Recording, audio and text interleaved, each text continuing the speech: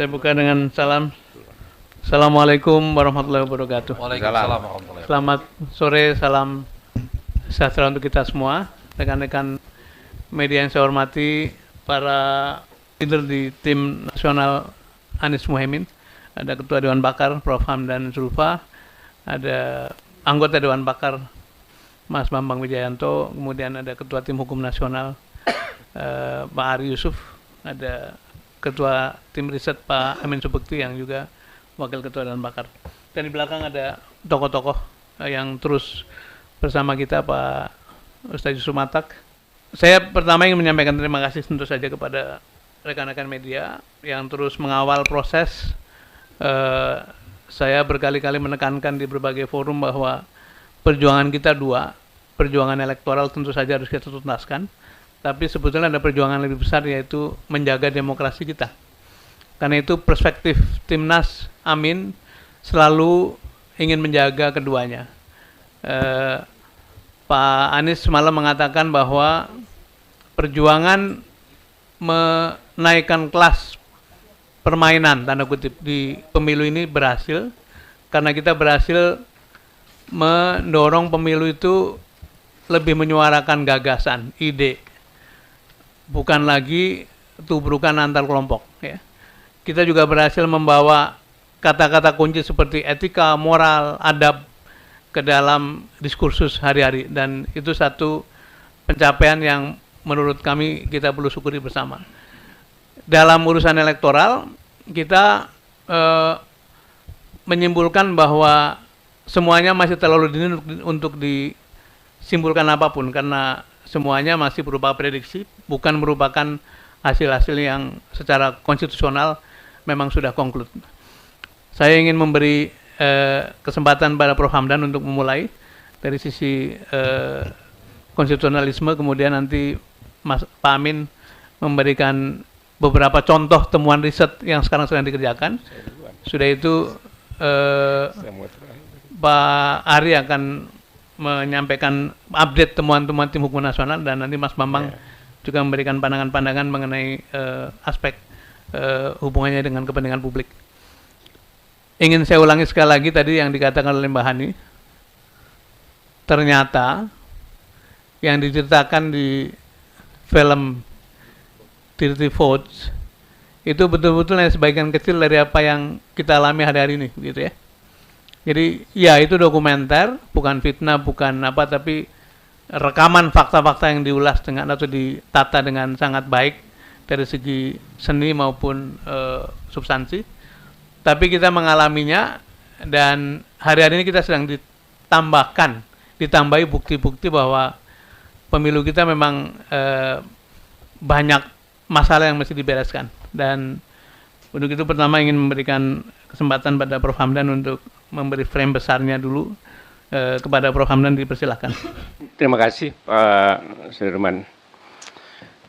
Rekan-rekan sekalian, ada beberapa hal yang saya ingin sampaikan mengawali konferensi pers ini. Pertama, bahwa quick count ya, yang sekarang beredar oleh berbagai lembaga survei bukan merupakan data valid menurut hukum yang bisa jadi pegangan. Karena itu terlalu dini kita menyimpulkan bahwa suara dari paslon tertentu sudah mencapai angka sekian yang pasti dan sampai merayakannya. Kita harus menghormati proses rekapitulasi yang dilakukan oleh KPU yang sekarang dilakukan secara berjenjang. Data berdasarkan hasil rekapitulasi secara berjenjang itulah yang merupakan data hukum yang menjadi pegangan kita yang paling valid. Saya kira itu yang pertama. Oleh karena itu, kami dari tim nasional meminta kepada seluruh saksi dan relawan di seluruh Indonesia, yaitu saksi dan relawan Amin, untuk terus mengawal proses rekapitulasi ini yang dilakukan secara berjenjang pada saat sekarang ini. Kami melihat indikasi, ya, jangan sampai bahwa quick count nanti menjadi patokan dalam mengisi dalam rangka rekapitulasi manual. Karena itu kita minta betul untuk menjaga, jangan sampai sekali lagi bahwa quick count, ya, bisa menjadi rujukan untuk menentukan siapa yang menang dengan melakukan pengubahan-pengubahan dalam rekapitulasi manual. Saya minta dijaga betul. Karena itulah data yang paling valid, ya, yang menurut hukum jadi pegangan untuk menetapkan siapa yang memperoleh berapa suara dan siapa yang menjadi peringkat berapa dalam perolehan suara Pilpres. Kemudian yang ketiga, kami juga, ya, perlu menyampaikan kepada seluruh, ya, relawan, saksi, dan masyarakat yang concern terhadap pemilu yang berintegritas, pemilu yang jujur dan adil, untuk mengumpulkan dan menginventarisasi segala pelanggaran-pelanggaran yang ditemukan, baik sebelum hari H pencoblosan, pada saat hari H pencoblosan, dan setelah hari H pencoblosan. Karena kami menemukan indikasi bahwa ada satu benang merah, ya, antara sebelum hari H pencoblosan, saat hari H pencoblosan, dengan setelah pencoblosan, pelanggaran-pelanggaran itu terjadi secara sistematis. Kami sekarang ini sedang mengumpulkan bukti-bukti yang terkait, yang berkaitan dengan pelanggaran-pelanggaran yang sistematis, terstruktur, dan masif itu. Tadi diawali dengan film DT4. Apa yang ada di sana?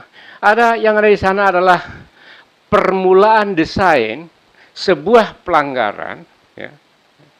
Kita bisa simpulkan seperti itu dari data-data yang dikemukakan dalam film itu.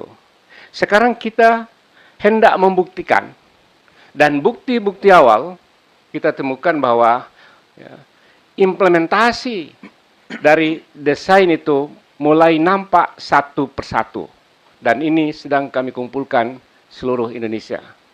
Karena itu, sekali lagi kami minta betul, pemilu ini belum selesai. Pemilu masih berproses. Rekapitulasi manual yang merupakan rekapitulasi yang valid menurut hukum sedang diproses, dan kita menunggu proses itu, dan kami minta seluruhnya masyarakat untuk mengawal itu, ya, sampai pada tingkat yang paling akhir. Bagi pasangan Amin dan Timnas Amin, kami, apapun yang kami lakukan untuk menjaga keadaban pemilu. Ya. Keadaban pemilu adalah pemilu yang berintegritas, pemilu yang jujur dan fair, agar negara kita ini menjadi negara yang beradab, adalah negara yang dibangun di atas pemerintahan yang legitimate. Itu hal yang jauh sangat penting dari hanya sekedar menang dan kalah. Karena itu penting sekali kami catat, bahwa inilah perjuangan kami, dan inilah kehendak perubahan. Kita ingin menghendaki pemerintahnya legitimate, negara yang kuat, dan keadaban dalam berpemerintahan. Saya kira itu menjadi konsen kami, dan itulah sebabnya pada hari ini kami mengajak masyarakat semua, ya, kami mengajak kepada publik untuk menjaga integritas pemilu ini agar negeri kita ini negeri yang lebih baik. Saya kira itu yang bisa sampaikan sebagai pengantar. Nanti akan disambung lagi oleh yang lain. Masih. Assalamualaikum warahmatullahi wabarakatuh. Salah satu poin yang kepingin saya garis bawahi adalah jangan sampai quick count itu dijadikan basis untuk memaksa hasil real count dengan memanipulasi sistem.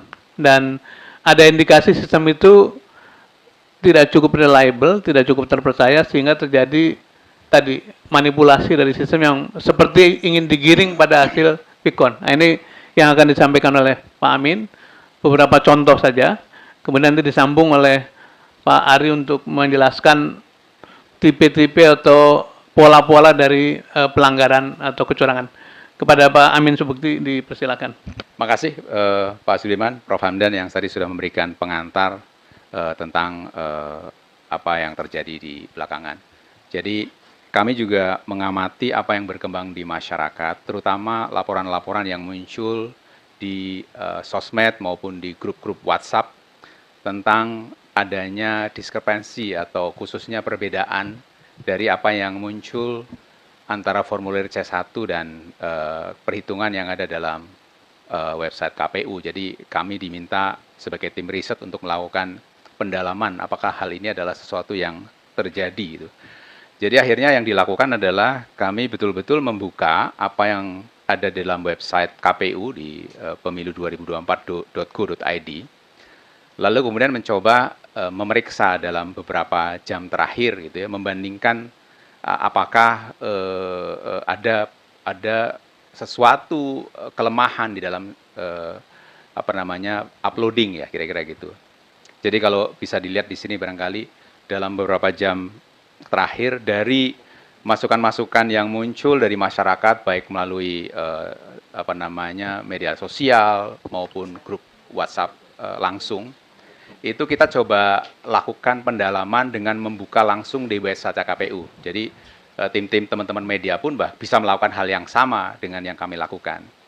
Maka dalam beberapa jam terakhir ada sekitar 335 laporan dari berbagai TPS yang coba kita lihat di website KPU. Ternyata dari 335 yang kita buka itu terdapat memang perbedaan antara angka yang ada di dalam tabulasi dengan dokumen pendukung berupa formulir C1 yang diupload di website tersebut. Nah, dan itu tersebar di 181 kota dan 36 provinsi. Jadi sebarannya kira-kira. Jadi dari 335 itu yang baru kita bisa lakukan riset di dalam website KPU, kira-kira hasilnya seperti itu. Terjadi diskrepansi atau perbedaan antara formulir C1 dengan tabel yang ada dalam website KPU. Dan kalau kita lihat di sebelah kanan, itu tersebar dengan sebaran yang beda-beda. Jadi kalau bisa dikatakan penggelembungan suara itu terjadi baik terhadap 01, 02 maupun 03. Tapi kalau dilihat proporsi angkanya, itu proporsinya adalah 01 mendapatkan kira-kira tambahan suara 19, itu adalah 19,6%, 02 mendapatkan tambahan suara 65% di atas C1 dan pasangan 03 mendapatkan 15,4%. Jadi ini yang kami temukan di dalam website pemilu2024.go.id. Jadi saya kira membuktikan bahwa apa yang dibicarakan di masyarakat itu ternyata terjadi dalam situasi nyata. Nah, kemudian bisa tunjukin barangkali oleh tim kira-kira seperti apa sih? Nah, ini bisa dilakukan oleh semua orang. Pada semua tim baik dari 01, 02, 03 bisa membuka sendiri. Begitu membuka sendiri, telusur sendiri, silakan lakukan sendiri, kira-kira seperti itu. Dari sana akan kelihatan, oke misalnya ini contoh ya, ini satu contoh di daerah tertentu ya, bisa dibaca di situ. Ternyata di atas itu akan kelihatan berapa sebenarnya angka yang ditampilkan menjadi hasil dari di TPS tersebut. Lalu dari sana, kemudian di situ terlihat ya, saya bacakan bahwa di situ, maaf, ini yang ditampilkan adalah di Boyolali ya, di Andong Palemerejo TPS 006. Jadi Kecamatan Andong, Kelurahan Palemerejo TPS 006. Di tulisannya seperti apa bisa dilihat, lalu kemudian dokumen C1-nya itu bisa dilihat angkanya seperti apa. Nah, ini yang summary-nya hasil dari riset yang kami lakukan ada perbedaan seperti ini, dan di 331 TPS yang sudah kami lakukan penelitian lebih lanjut hari ini. Demikian Pak Sudiman, barangkali lebih luasnya nanti Pak Ari bisa menyampaikan. Sekali lagi ini contoh, dan teman-teman di riset akan terus mendalami yang akhirnya kecurigaan masyarakat bahwa terjadi penggelembungan suara memang menemukan buktinya, atau kita menemukan buktinya. Jadi kita akan terus dalami, dan mari kita dengar Pak Ari untuk menjelaskan pola-pola kecurangan yang lebih luas. Silakan Pak Ari. Kawan-kawan sekalian, tidak ada satu pihak pun dapat mengklaim kemenangan jika kita ketemukan fakta-fakta begitu banyaknya bukti-bukti kecurangan. Jadi, kami dari tim hukum nasional Amin, 1 hari sebelum pencoblosan kami sudah menerima laporan-laporan, kami bersiaga 24 jam di posko. Sampai saat ini pun kawan-kawan di tim hukum Amin nasional masih menerima semua laporan-laporan tersebut.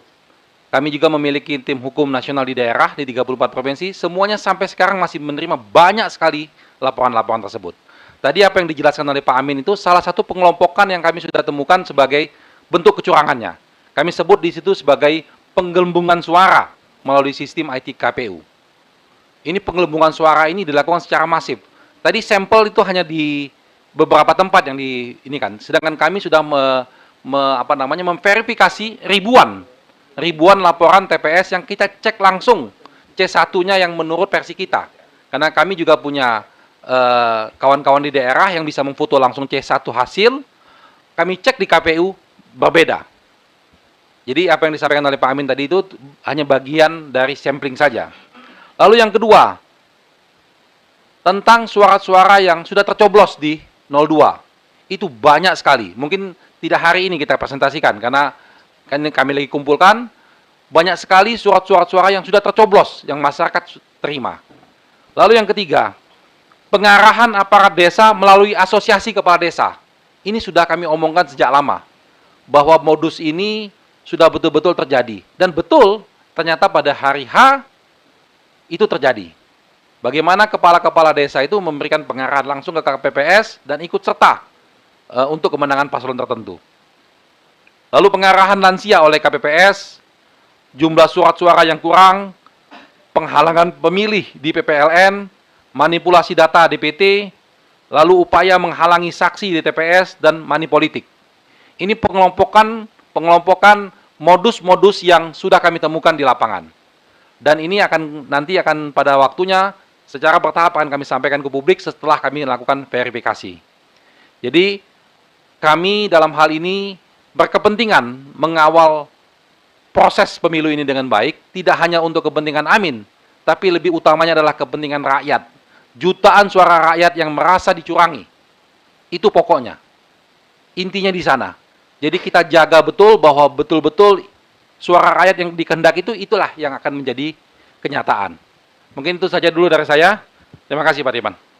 Selanjutnya kepada Mas Bambang Wijayanto, dipersilakan untuk menyampaikan perspektifnya yang Mas Bambang sangat engage dengan berbagai komunitas masyarakat sipil dan juga punya concern yang sangat tinggi pada berbagai penyimpangan. Silakan Pak Bambang. Terima kasih Mas Dirman. Teman-teman semua, insya Allah apa yang dilakukan oleh Amin akan bekerja sama nantinya dengan seluruh civil society yang juga mempunyai concerns yang sama. Ada kawal pemilu, ada jaga suara rakyat, ada kecurangan pemilu.com. Jadi ada 5-6 organisasi ini, insya Allah nanti kita akan coba melakukan konsolidasi untuk bersama-sama melihat dan mendalami berbagai kecurangan yang terus terjadi ini. Itu bagian pertama yang penting. Bagian yang kedua, semua persoalan ini sebagian besarnya memang ada proses di mana manajemen kepemiluan tidak dilakukan secara baik. Berkali-kali saya dengar Mas Ari mengatakan bahwa kami meminta dilakukan audit terhadap IT. Ada 2 surat sudah dikirimkan ke KPU, dan terakhir ada surat ke Bawaslu untuk meminta KPU menindaklanjuti atau melakukan audit terhadap, tapi itu tidak dilakukan. Sehingga kemudian kita mendapatkan hari ini masalah-masalah yang berkaitan dengan sistem IT KPU yang tiba-tiba shutdown, dan informasi-informasinya yang sebagiannya tidak bisa diakses. Yang ketiga, kalau kemudian semua bentuk kecurangan itu dikategorisasi, sebenarnya ada 3. Satu, seluruh kecurangan yang berkaitan dengan angka, dengan elektoral. Tadi dijelaskan, Mas Amin menjelaskan, sebagiannya Mas Ari menjelaskan. Ada yang berupa kekhilafan, ada yang berupa kesengajaan. Itu semuanya angka. Sebagai contoh, saya kebetulan untuk luar negeri, saya masuk di Malaysia, saya masuk di Kinabalu, dan di situ ada angka yang fantastis, Mas. Saya masih ingat tuh, nomor 1 kalau tidak salah cuma dapat 22. Nomor 2 dapat 77, nomor 3 dapat 36. Itu di C1. Tapi di C hasilnya, nomor 1 alhamdulillah 22, nomor 2 8.077, dan nomor 3 80.032. 80.000, Mas. Jadi kebayang itu, angka itu fantastis sekali. Tapi yang menarik, begitu angka itu dikeluarkan, KPU buru-buru kemudian melakukan revisi. Nah, lagi-lagi sebenarnya bisa jadi kecurangan itu tersebar berserak dan luar biasa. Jadi angkanya itu nggak main-main. Kalau tadi yang diceritakan tuh baru 100, 200, 500. Ini ada yang ribuan dan puluhan ribu, nggak masuk akal. Ketidakwarasan itu terjadi dalam angka. Yang kedua sebenarnya yang menarik adalah angka yang kemudian masuk itu sebenarnya tidak bisa memuat kecurangan-kecurangan sebelumnya. Kalau money politik itu juga terjadi nih. Yang berserakan tuh money politik. Nah, money politik itu yang tercermin menjadi angka. Angka itu yang sebagiannya ditulis tidak benar. Jadi money politiknya itu juga dahsyat luar biasa. Angkanya sebagian juga ada bukan hanya KPU, ada yang dicoblos-coblosin langsung. Nah, itu juga ada soal. Nah, yang ketiga yang tadi Mas Adi sebagian besar mengatakan, itu adalah soal lembaga penyelenggaranya. Lembaga penyelenggaranya ada KPPS yang mengarahkan atau petugas TPS yang mengarahkan lansia, ada yang tidak memberi ruang pada saksi. Itu hampir sebagian besar informasinya adalah berkaitan dengan independensi, integriti dari orang yang disebut dengan KPPS. Itu bagian yang, jadi kecurangannya itu seperti itu. Nah, kalau kemudian ini diletakkan kepada cita-cita Amin, semuanya itu mendorong pada satu kesimpulan, kuantitas itu tidak berbasis pada kualitas penyelenggaraan pemilu. Sehingga klaim kemenangan itu menjadi tidak valid karena kuantitas yang dirumuskan itu tidak berbasis pada kualitas penyelenggaraan pemilu yang diatur oleh undang-undang itu. Yang lebih menyedihkan lagi sebenarnya, legalitas yang dihasilkan itu sama sekali tidak mempunyai dasar legitimasi. Mas SS, Mas Sudirman tadi mengatakan seperti itu. Kalau kecurangan terjadi, integritas tidak terjadi, fairness tidak terjadi, bagaimana legitimasi bisa dibangun atas legalitas kuantiti yang tadi dikemukakan? Kami hampir sampai pada kesimpulan bahwa masif, sistematik, dan terstruktur itu benar-benar terjadi. Dengan kualitas kadar pelanggarannya yang jauh lebih dahsyat ketimbang tahun-tahun sebelumnya. Yang terakhir, tidak ada pilihan lain untuk dilakukan 3 hal. 1, partisipasi publik untuk mengawasi kualitas proses itu menjadi penting. Dan kata kuncinya nanti selesai pencoblosan ini ada 2 isu penting. Pengiriman kertas suara itu juga bisa menjadi titik rawan yang lain. Dan rekapitulasi atas hasil kuantitas yang bermasalah itu juga jadi masalah. Jadi rekapitulasi di kecamatan itu menjadi masalah. Itu yang harus diperhatikan. Bagian yang lain adalah kemungkinan besar orang-orang yang sekarang mempunyai informasi akan diintimidasi. Kemungkinan besar akan terjadi seperti itu. Selain mungkin diiming-imingi. Itu yang mesti diperhatikan. Dan yang ketiga, yang terakhir, peran serta dari media menjadi bagian yang sangat penting untuk memastikan jaminan kualitas election kita dan proses demokrasi ini menjadi jauh lebih baik. Terima kasih.